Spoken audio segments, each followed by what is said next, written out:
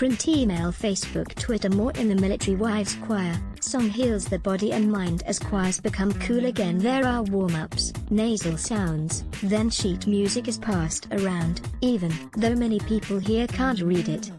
Part of the magic is that it's a group of voices that has never sung together before, and we may never sing together again, conductor Kath said. This is the Australian Military Wives Choir. The group of about a dozen singers are enjoying the benefits of coming together in song. Our motto is: first we sing for our hearts, second we sing for our voices, and third we sing for others, Kath said. Members all have significant connections to the military but are known to each other only by their first names. They also obscure connections to the military by not mentioning rank and file. Their signature song is called Military Wife and relates the experience of relocating to isolated locations such as Darwin, where the women have gathered this night. She's a military wife. She's packing up her life and moving it across the globe. She's a military wife.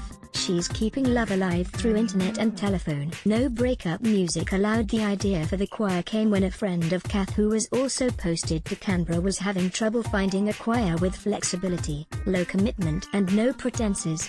She sent me an email saying, "Military Wives Choir, do you want to help me start one?" Kath recalled. Years later, women now come together fortnightly in 11 military towns around Australia. Interest has been so great that membership has climbed to 180, and if you miss a rehearsal it is no big deal. We don't have to excuse the fact that we might not be able to be at rehearsal because our partner might be deployed and away, Kath said. Other aspects have been tailored to suit the military wife experience. The repertoire, for example, is carefully hand-picked to avoid breakup music, which, as Kath explained, ruled out about 97% of popular music. And we don't sing soppy love songs either, because that might just put you under if you've been separated. What's interesting with the Military Wives Choir is they're very with it, Jacques Launay, a UK-based researcher in music and social bonding, said. They know exactly what the current research is and they're doing the research themselves a lot of the time. The Icebreaker Effect. In 2015, Mr. Launay co-authored research that confirmed a long-held conclusion of his. One reason we engage with music is because of the social effects it has for us. His study followed members of choirs, craft groups and creative writing classes, asking them how quickly they became close to other members. What we find is that singers, the first time they meet, feel very connected very quickly compared with how bonded those other kinds of social groups feel, he said. The research considered this to be the icebreaker effect, and Mr. Launay explained it had benefits for the body and the mind. It looks like, and we're still gathering evidence on what the neuroscientific basis is for this, but it looks like endorphins are released when you sing with other people, and endorphins basically make you happy, he said. But there's probably other chemical processes going on, like the release of dopamine, which is just generally involved in making us happy. Additionally, members come together as one, and experience Mr. Launay likened to marching in an army.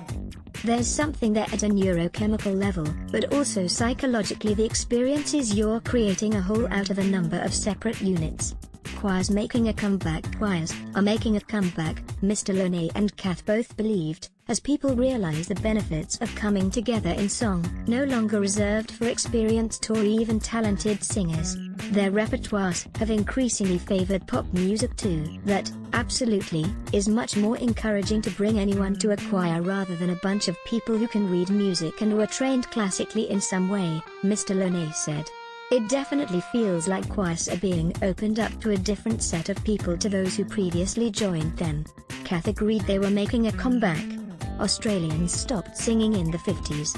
Back at the rehearsal, serving member Cynthia attended for the first time and reflected on the 90 minutes of rehearsal. It can be quite isolating, and from my point of view as a serving member it is hard to meet people outside of your workplace. This is a good opportunity for it, she said. I assume for the spouses it would be even harder to pack up and move somewhere and not even have that workplace connection. You can hear in the background just how wonderful we feel after being together and singing for a while, Kath said. Print, email, Facebook, Twitter.